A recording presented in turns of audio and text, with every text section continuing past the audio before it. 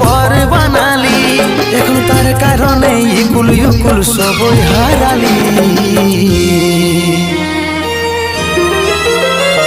আমি নিজের হাতে নিজের চিতা নিজেই সাজালি, আমি নিজের হাতে